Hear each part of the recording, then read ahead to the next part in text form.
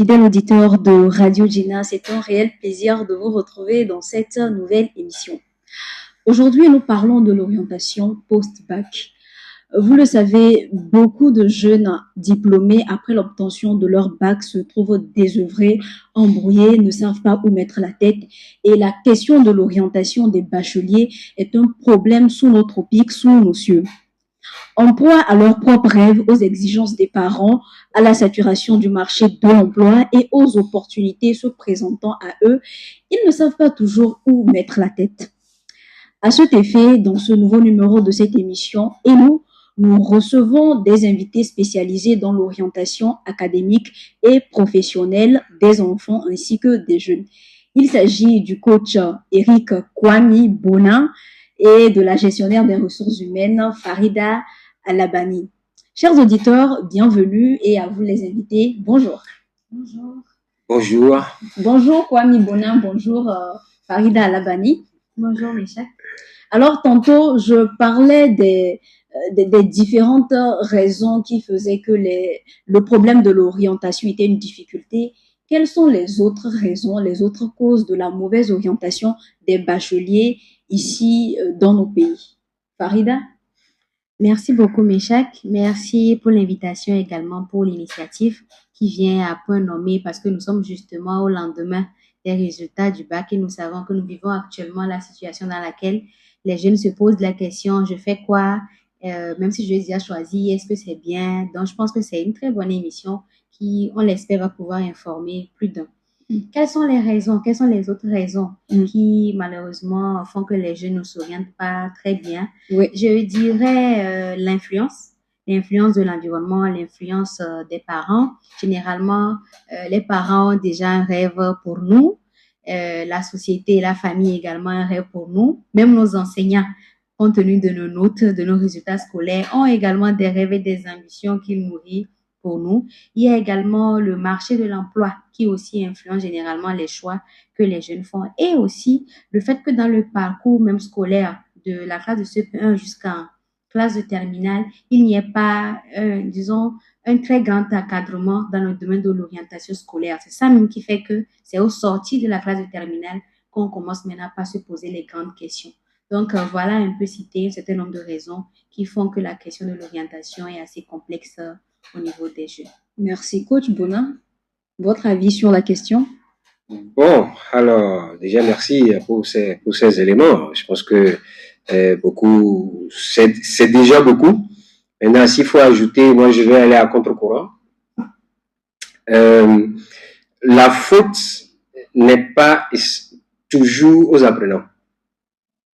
Parce que les apprenants, pour le moment, quand on prend ceux qui viennent d'obtenir le baccalauréat, ont été appelés à étudier, pas à s'informer. Ce qu'on leur rabat, ce qu'on leur dit, ce qu'on leur rappelle tous les matins, c'est d'apprendre, c'est de mémoriser, c'est d'avoir de bonnes notes et de ne surtout pas échouer. On ne leur rappelle pas d'aller chercher des informations.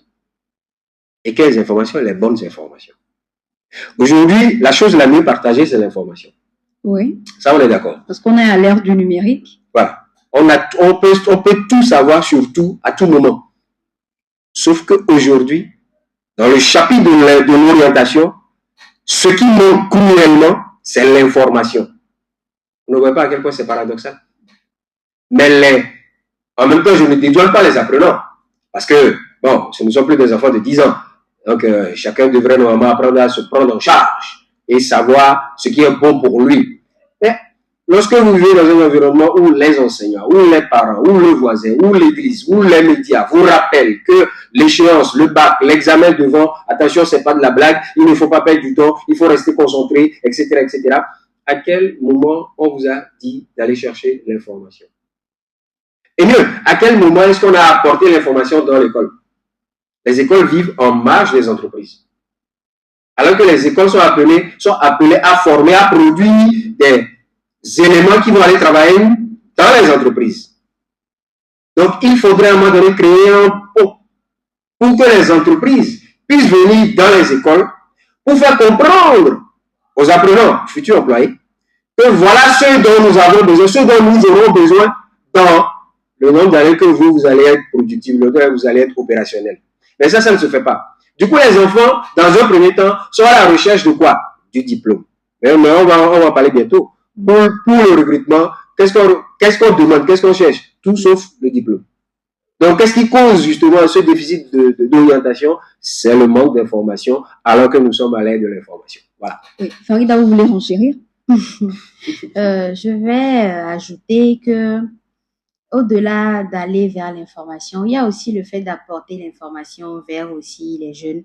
Et normalement, ça doit être de la responsabilité des parents, de l'entourage, comme il a dit, de l'église, en tout cas de tout ce qui est communauté, afin de s'assurer que l'enfant a quand même l'information dont il a besoin pour pouvoir s'orienter. Et cette information, elle est d'ordre divers, hein, au-delà des métiers porteurs, au-delà des orientations du pays, où est-ce qu'il faut aller, qu'est-ce qui sera à la pointe d'ici 5 ans, d'ici 10 ans, compte tenu des tendances de notre pays, compte tenu des tendances mondiales, et etc. Selon vous, à partir de quel moment il faut s'informer? Parce que quand on parle d'orientation, ce n'est pas seulement après le bac, il y a également les séries qu'on détermine après le BEPC. Selon vous, c'est au moment du BEPC qu'on prend les informations, on attend le bac ou on le fait au moment où l'enfant entre au collège? Moi, je pense que cette information-là, elle doit être depuis le bas âge, hein. Mais juste à quelle information est-ce qu'il faut donner à l'enfant, bien est-ce que l'enfant doit avoir compte tenu de son niveau. Généralement, c'est parce que dans nos programmes scolaires, au BPC, après le BPC, on fait le premier choix, qui est le choix des séries, qui nous positionne d'une certaine manière, même jusqu'au bac. Parce qu'aujourd'hui, quand tu fais la série A, il y a certaines études que tu ne peux pas faire. Et quand tu fais la série D, c'est pareil.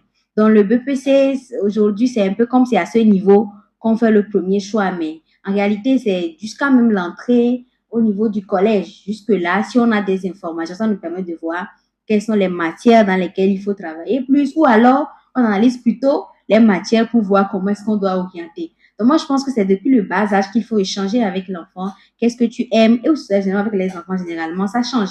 Quand il est au CP2, il veut être vétérinaire. Quand il arrive au CM2, il veut être médecin. Quand il arrive au CM2, il veut être architecte. Et c'est comme ça évolue parce que l'enfant, au fil du temps, découvre parfois d'autres domaines, observe son environnement et a encore d'autres informations. Donc, l'information doit être disponible à l'enfant depuis son jeune âge jusqu'à ce qu'il grandisse. Et maintenant, il doit être accompagné dans le choix. Oui. Bonin, est-ce que vous ne pensez pas que c'est à partir du BEPC que l'orientation de certains élèves sont faussées? Faussée? L'orientation n'est pas faussée. C'est le choix.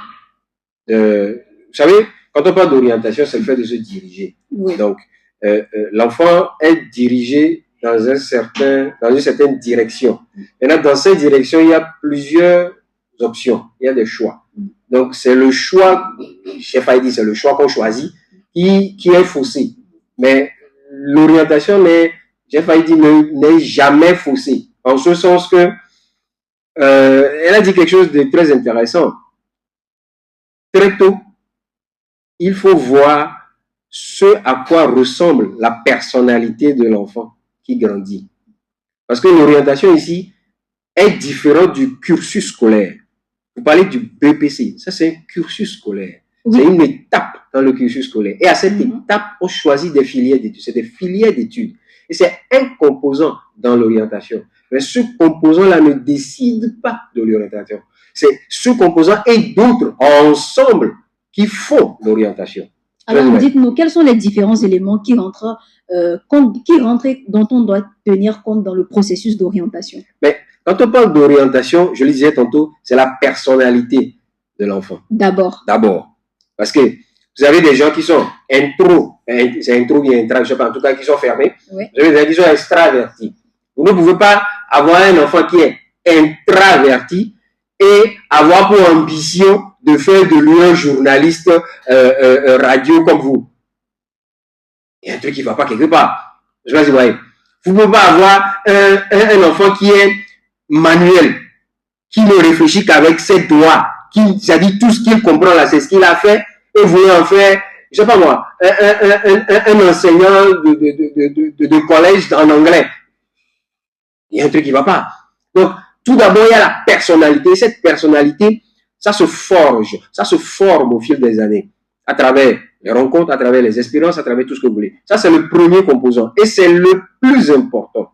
Parce qu'aujourd'hui, tout recrutement qui se fait sur la base du profil de personnalité de l'individu. Les diplômes, le bagage là, c'est un ajout qu'on verra à la fin.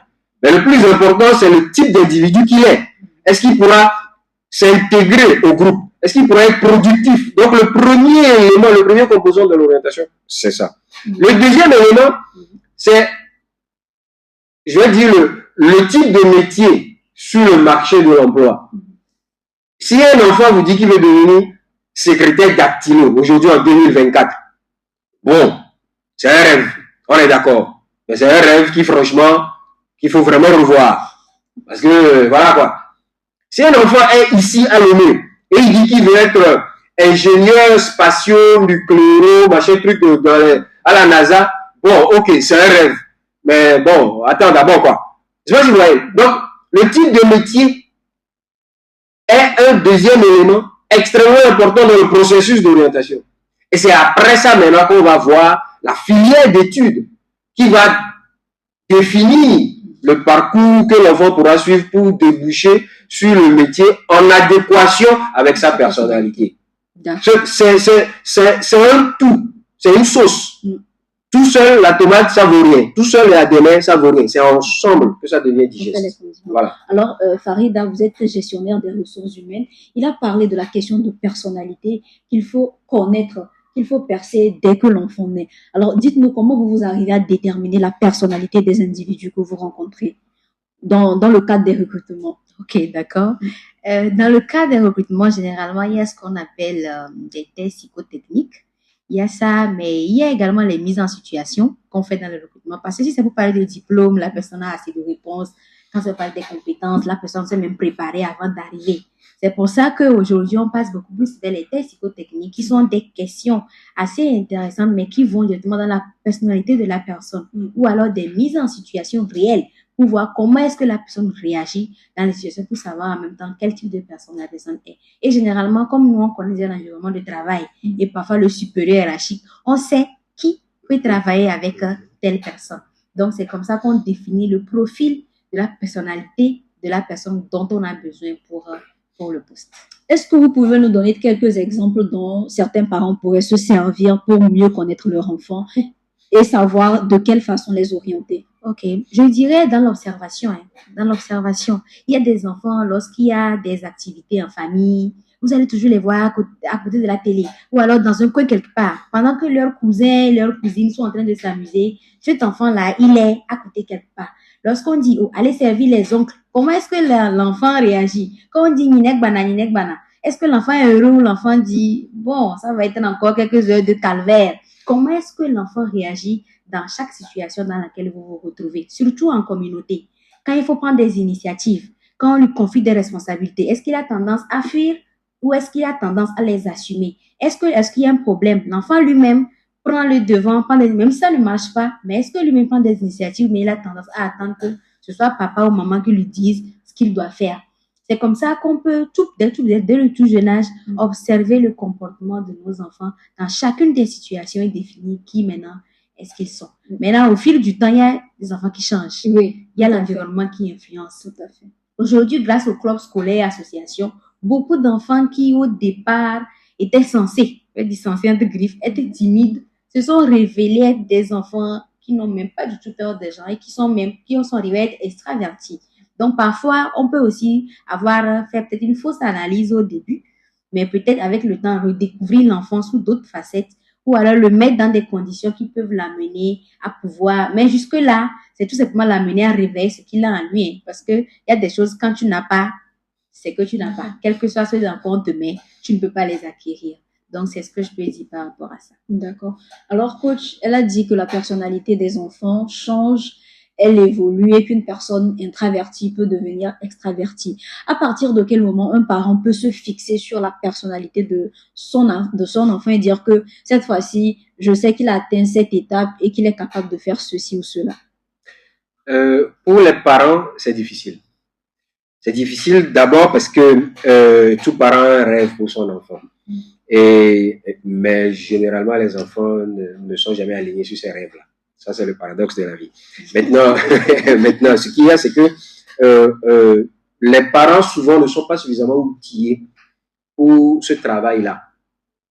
On fait une confusion entre la réalité qu'on voit et les désirs cachés qu'on a.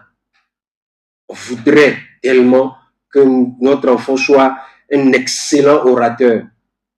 Parce qu'il a réussi le concours de poésie à l'école, on se dit, ah ben voilà, c'est bon, il est bien parti. C'est juste qu'il avait bossé le truc parce qu'il voulait avoir une bonne note. Mais la prochaine fois, vous le mettez devant un groupe de 10 personnes, et puis rien ne sort. Je sais pas si vous voyez. Donc, c'est difficile déjà à ce point-là où on fait la confusion entre la réalité et nos désirs en tant que parents. Maintenant, c'est aussi difficile parce que le facteur personnalité englobe le tempérament, le caractère, les habitudes et tout ça, qui sont des éléments extrêmement dynamiques. Elle a dit tantôt, lorsque vous mettez un enfant dans un environnement A, avec certaines prédispositions, enfin, avec certaines conditions, l'enfant va se fermer. Il ne parlera pas. Il ne dira mot. Mais ça ne veut pas dire qu'il est timide. Parce que vous le prenez, vous le mettez dans un environnement B, avec des conditions bien précises, vous serez surpris de ce qu'il va sortir. Maintenant, le même enfant, dans 10 ans, va adopter une autre posture dans les deux conditions, compte tenu des expériences qu'il a accumulées.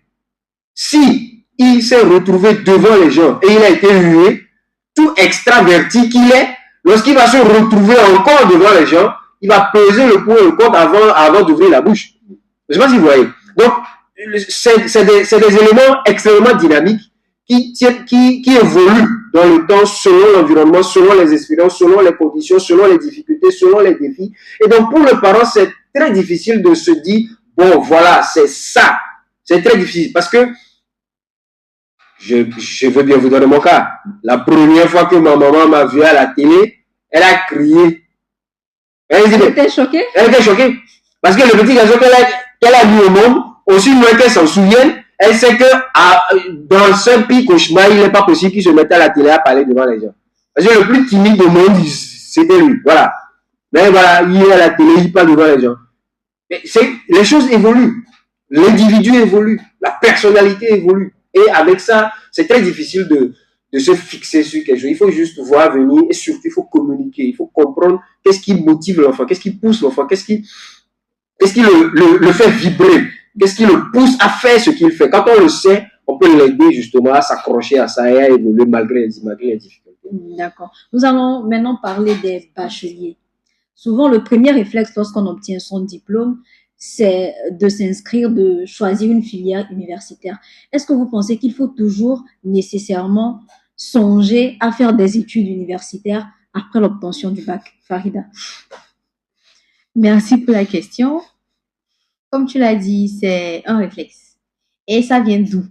Ça vient de ce qu'on a toujours appris. Hein? Il faut aller à l'école. C'est lorsqu'on va à l'école qu'on devient riche. C'est lorsqu'on va à l'école qu'on garantit son avenir, etc., etc. C'est d'ailleurs pour ça même qu'on va jusqu'au bac pour pouvoir avoir l'opportunité de faire des études supérieures. Donc, c'est normal que ça soit le premier réflexe qui vienne en même temps. Et d'ailleurs, même les parents même nous obligent. Tu ne peux pas arriver jusqu'au bac et c'est maintenant que tu vas nous dire que tu veux faire autre chose. On va te dire, Fif Gayamiola Blair. Pourquoi tu n'avais pas dit ça quand tu as eu le BPC? Pour qu'on s'arrête. Et tu nous as laissé payer jusqu'à ce que tu n'arrives au bac avant de nous sortir. Peut-être une histoire d'apprentissage. Mais moi, je dirais que ça dépend. Ça dépend si l'enfant le jeune finit par avoir une idée de ce qu'il veut faire.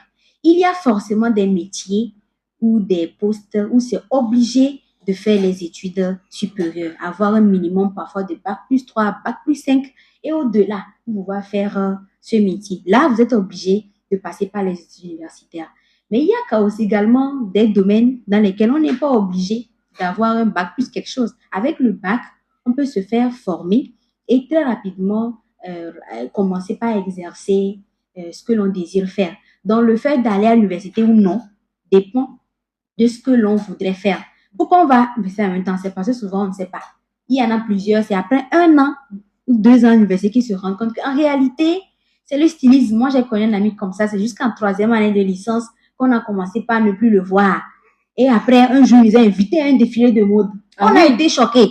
Donc, quand il venait à l'école, là, il a quand même su animer cette flamme-là en lui. Il est devenu styliste. Aujourd'hui, il voyage, il fait des défilés, etc. Donc, il a fallu qu'il aille quand même à l'université avant qu'il ne comprenne que, ah non, ici, c'est pas ma place. Ma place, c'est ailleurs. Donc, il faudrait qu'à un moment donné, on puisse se poser.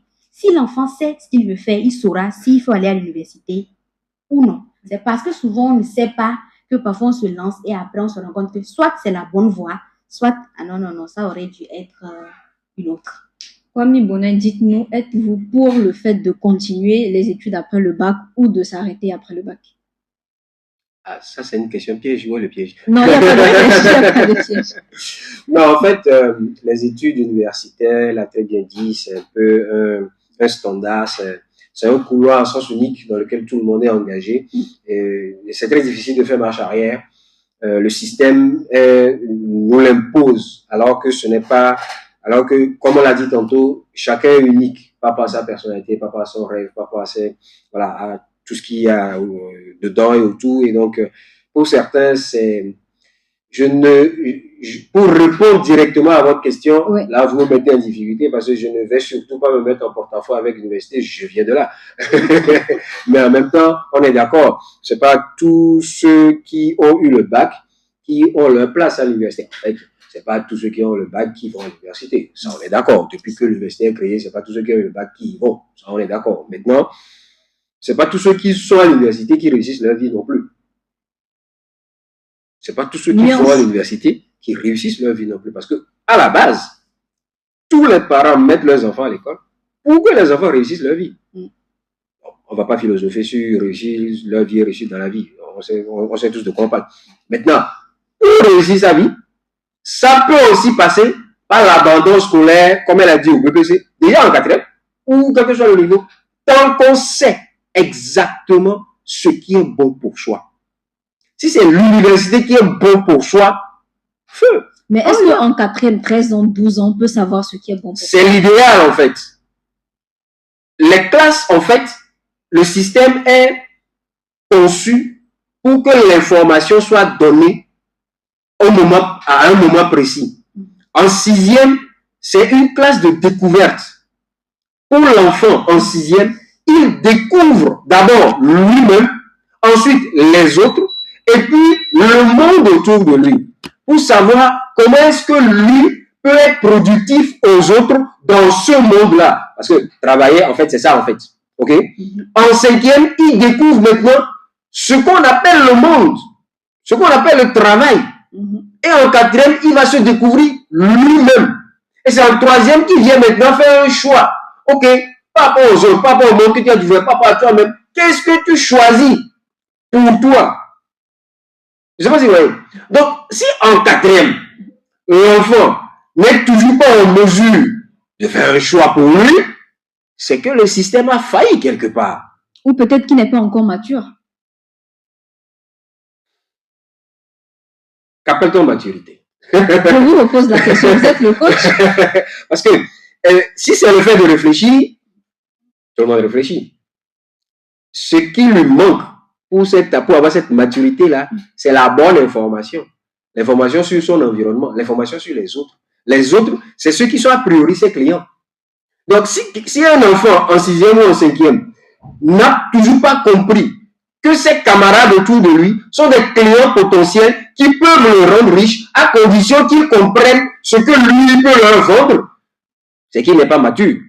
Je ne sais pas si vous voyez à peu près. Or, ça là, on ne l'enseigne pas en classe. Qui va l'enseigner? C'est l'information dont je parle. Et la classe, les enseignants, le système, quand le cours est bien fait, l'enfant normalement arrive à comprendre ça.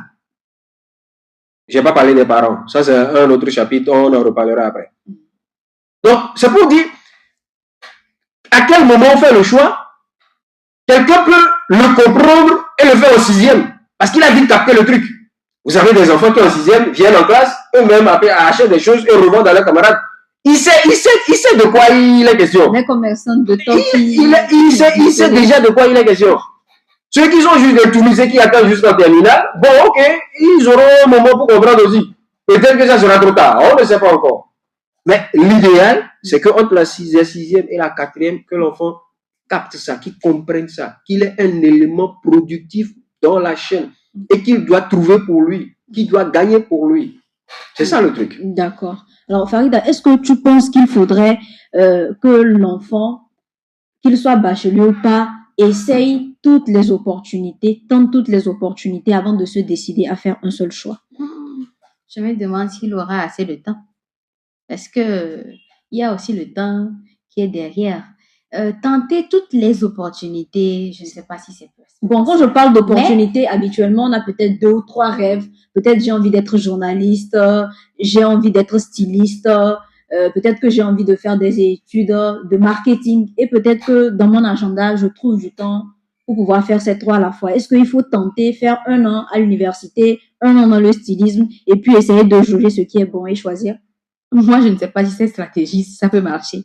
Ce que je sais, c'est que dans ce genre de situation où on se retrouve face à on veut faire plusieurs choses à la fois, le mieux, c'est d'aller peut-être vers des spécialistes ou alors des personnes qui sont aguerries, de partager notre envie ou notre besoin, où on pense qu'on peut faire 2 ou 3 choses à la fois et que ces personnes-là puissent avec nous construire peut-être un programme ou une marche à suivre. Si tu veux faire, si tu sais que tu es doué, il y a aujourd'hui des personnes qui sont même médecins, mais qui ont réussi à ouvrir. Moi, je connais une dame qui est pharmacienne, elle a fait des études, mais elle a à côté ouvert une entreprise de décoration. Parce que la décoration, elle aime ça. C'est sa passion. C'est sa passion. Donc, malgré qu'elle a fait des études de médecine, elle a quand même à un moment donné trouvé le temps de se former. Aujourd'hui, elle a les deux. Elle a sa pharmacie, elle a son entreprise de décoration. Mais est-ce qu'elle a fait les deux en même temps? Non. Elle a fait la médecine. Elle est arrivée à un niveau donné et à un moment, elle s'est formée maintenant à la décoration. L'expérience a prouvé que faire plusieurs choses au même moment n'apporte pas forcément à un résultat qu'on cherche ou bien un résultat vraiment assez efficient parce que c'est beaucoup d'énergie dispersée. Donc, le mieux, moi, je pense, c'est d'aller vers des professionnels qui peuvent nous informer, qui peuvent nous aider à prendre la décision, à trouver la marche à suivre. Soit si on peut cumuler les 3, soit si on peut démarrer avec l'un, ensuite intégrer l'autre, ou alors si on peut faire les 3 aussi en même temps. Oui, dites-nous, coach Kwame Bona, quelle est la place de la passion, des rêves et des ambitions dans le processus d'orientation? Ça fait beaucoup de questions en une question.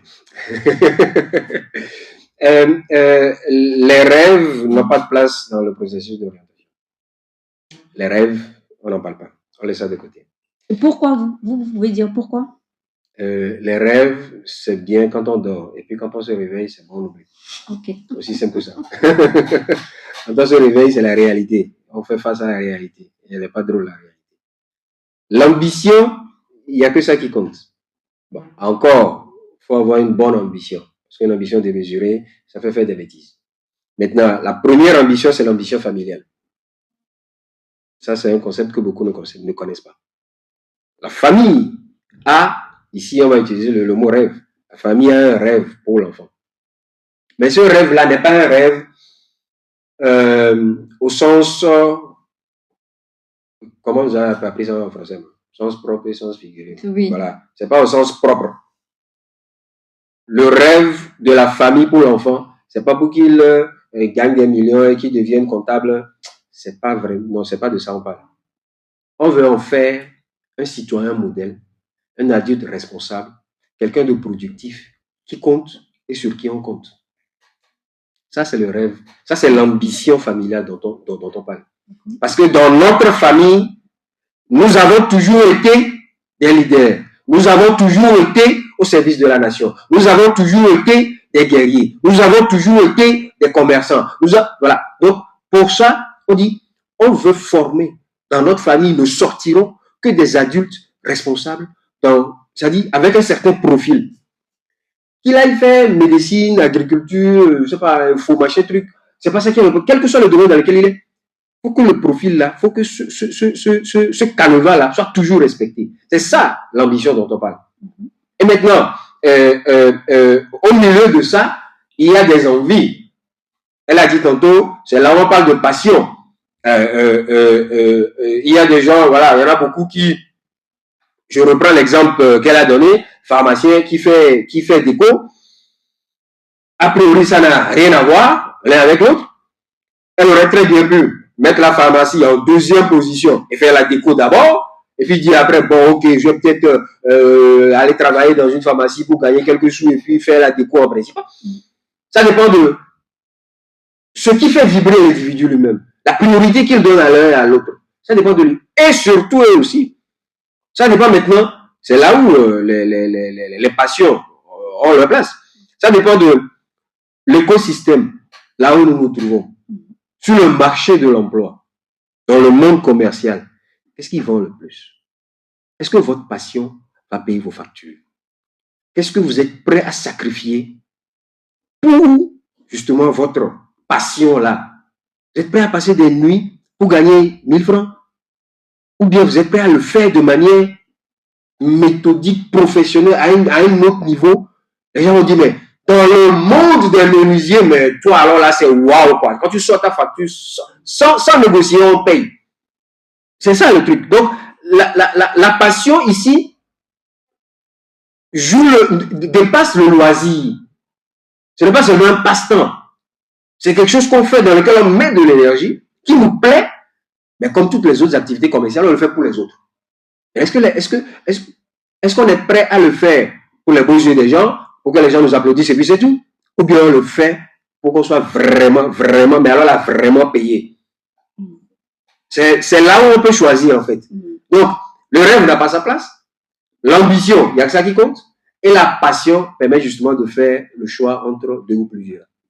Voilà. Oui. Farida, il a dit quelque chose lors de son intervention. Il a parlé du marché de l'emploi. Et on se rend compte que aussi bien les universitaires et surtout les bacheliers ignorent beaucoup les réalités du marché de l'emploi. Vous qui êtes gestionnaire des ressources humaines, est-ce que vous pouvez nous en parler?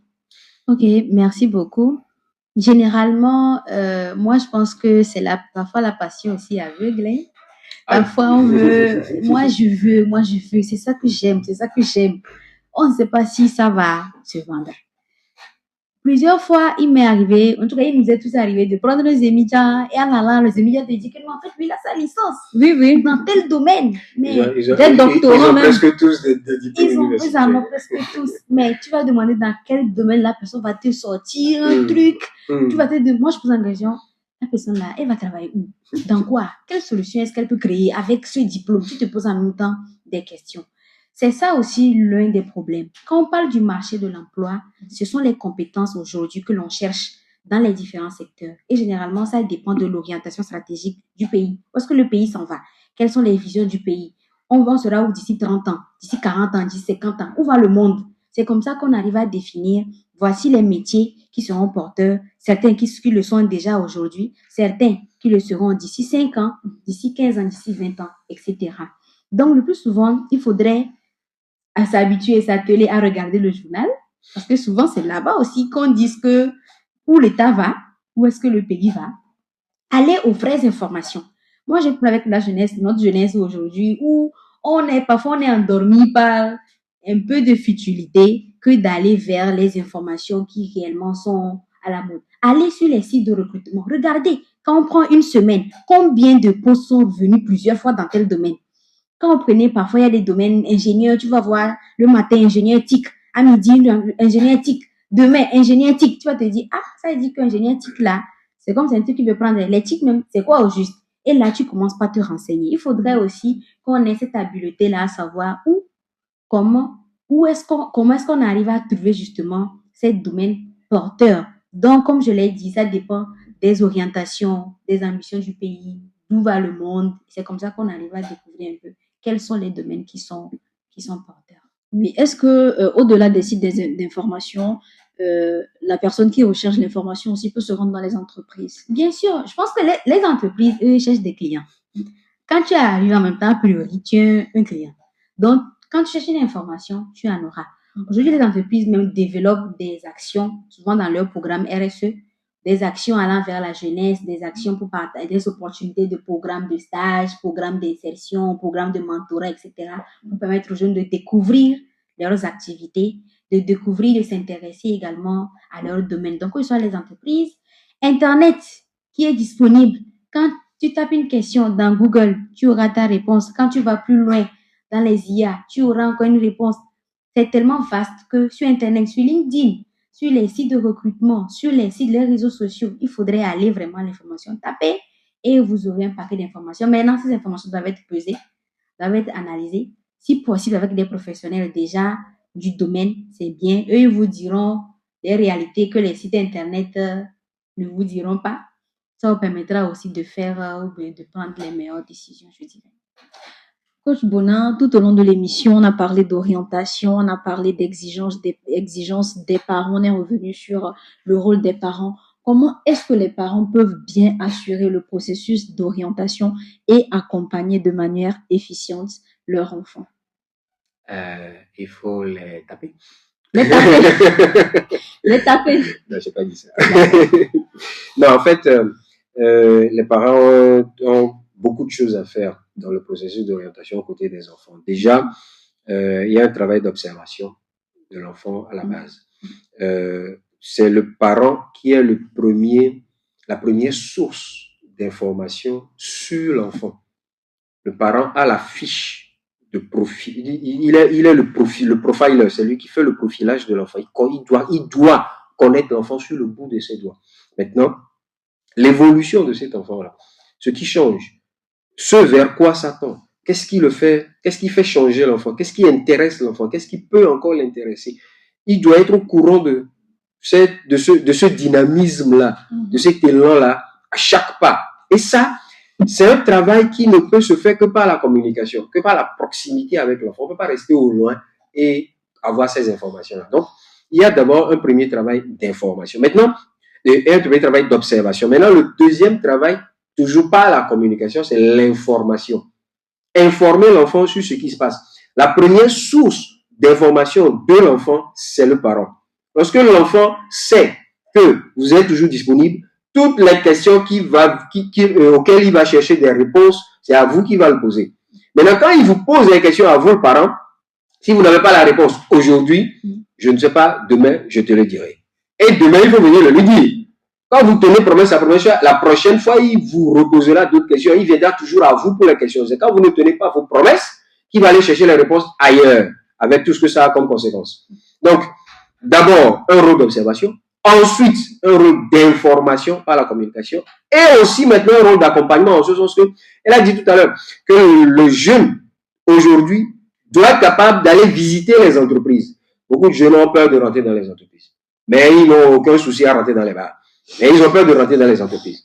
Et ce qui est extrêmement dommage. Mais là, il faudrait que le parent puisse, peut-être pas le tenir par la main, mais le pousser, l'encourager. Lui donner peut-être une carte de visite d'un de ses amis pour que l'enfant sache, ok, si j'ai pu faire cela ici, c'est que je peux le faire ici aussi. C'est la première fois qu'il compte. Il suffit qu'il l'ait fait une fois, les autres fois, ça va tout seul. Il a fait une fois j'ai pu rentrer dans EcoBank pour aller voir l'ami de papa, c'est que je peux aller aussi à UTB. Bon, je ne vais pas l'épuiser quelqu'un. Donc, voilà. Donc, c'est ce travail d'accompagnement-là auprès des enfants qui permet à l'enfant de savoir que les choix que je fais, je peux en parler avec mes parents et eux, en tant que personnes adultes, avisées, expérimentées, pourront me guider pour ces choix-là. Et maintenant, un quatrième rôle, c'est le rôle de conseiller. Le rôle de conseil du parent n'est pas que ce soit le parent lui-même qui donne systématiquement tous les conseils. S'il ne peut pas, il ne peut pas. Par contre, s'il le peut, tant mieux. S'il ne peut pas, c'est à lui d'aller trouver les personnes qu'il faut. Et référer l'enfant. Que ce soit à l'église, dans le quartier, dans la chefferie, dans les associations, dans son entreprise, je sais pas moi, qu'est-ce que vous voulez. En tout cas, là où il faut, le conseil qu'il faut, c'est le parent qui doit pouvoir trouver ça et produire, et fournir cela à l'enfant pour que l'enfant puisse se retrouver dans le domaine de l'orientation. Merci pour tous ces apports. Farida, parlons de l'orientation. Il arrive qu'on fasse un choix sûr et après, c'est l'échec. Dans ce cas, comment est-ce qu'on prend une nouvelle décision pour une nouvelle réorientation? Je pense qu'on nous a toujours dit que c'est au bout de l'échec. Il y a un adage qui dit quelque chose comme ça. Il ne faudrait pas avoir peur d'échouer. Comme on le dit, personne ne détient la science infuse. Parfois, tu as bien réfléchi, tu as bien pesé le pour et le contre, tu as choisi, mais au fur et à mesure, finalement, cela ne se solde pas par un succès. Mais ce n'est pas un échec, c'est un apprentissage. Parce qu'en même temps, cela t'a permis de savoir que, ah non, non, non, je ne suis pas bonne pour telle ou telle chose. Vaudrait mieux me réorienter vers autre chose. Donc, dans la réorientation, c'est toujours la question d'information. C'est d'aller voir qu'est-ce qui m'anime d'autre. Qu'est-ce que j'aime faire d'autre? Qu'est-ce qu'il y a sur le marché? Voilà. Je pense que sur ceci, je me verrais bien dans ça. Et pourquoi pas ne pas aussi aller essayer. Lorsqu'on est jeune, moi, je pense qu'on ne doit pas avoir peur d'échouer parce que c'est en échouant, on apprend. Et le plus important, c'est de ne pas faire encore la même erreur. Peut-être que tu as fait il y a de cela quelque temps, mais de tirer une leçon de ça. Donc, on peut échouer à l'école et se retrouver dans le secteur informel et briller là-bas. Ce n'est pas du tout un échec. L'école t'a tout simplement permis de comprendre que non, tu es plutôt un as du secteur informel et qu'en temps, tu étais en train de te tromper là où tu étais. Donc, c'est ce que moi je pense. Merci Farida. Oui. Ça Par va rapport à constituer ça, votre mot de la fin. par rapport à ça, il faut noter aussi que quand on parle de réorientation, c'est que quelque part, l'individu, la plupart du temps, l'individu a compris ce qui ne lui sied pas et a éventuellement identifié une alternative. Bon, ce n'est pas tout le temps le cas. Il y en a qui savent que ça ne leur sied pas, mais ils n'ont pas l'alternative. Il y a quelques cas comme ça. Mais le plus souvent, c'est qu'il a identifié une alternative. Maintenant, il ne sait pas comment faire le pont pour quitter là où il est, qui ne lui sied pas, pour aller vers ce qui lui sied et qu'il n'a pas encore. Souvent, il n'y a pas de formule standard. Ça dépend des secteurs, ça dépend de la personnalité, ça dépend de l'ancienneté. Et souvent, c'est après des décennies, 2, 3, 4 décennies, qu'on s'en rend compte. Avec tout ce qu'on a aujourd'hui comme pathologie, sur le physique, sur le mental, voilà, on est stressé, on passe des nuits blanches, voilà, tout ça. Et quand c'est comme ça, l'idéal, c'est de se référer justement à un pro, mais en même temps, soi-même, de se poser les bonnes questions, de faire un bilan sur soi-même, ce qui va et ce qui ne va pas. Et c'est ce qui ne va pas qui va permettre de prendre la bonne décision. Et ce qui va, on construit sur ça pour atteindre maintenant la zone espérée. Je sais pas si vous voyez. Et ça, il est très important que l'individu lui-même définisse la zone espérée. C'est pas quelqu'un d'autre de venir lui faire. Si tu sors de quelque part qui ne te plaît pas et tu attends que quelqu'un te définisse ton paradis, c'est que tu vas te retrouver encore quelque part d'autre qui ne va toujours pas te plaire. Je sais pas si vous voyez. Voilà. Maintenant, les acquis, ce qu'on a déjà eu, l'expérience, est toujours utile.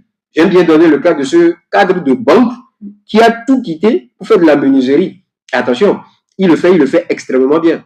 Donc, il a pu se retrouver par après. Il fait un travail impeccable. Quand vous venez, il vous modélise tout en 3D sur le PC, vous voyez, vous êtes d'accord, il vous sort le proforma, vous signez, paf, et il vous dit livraison dans 3 jours. 3 jours, venez, il vous livre.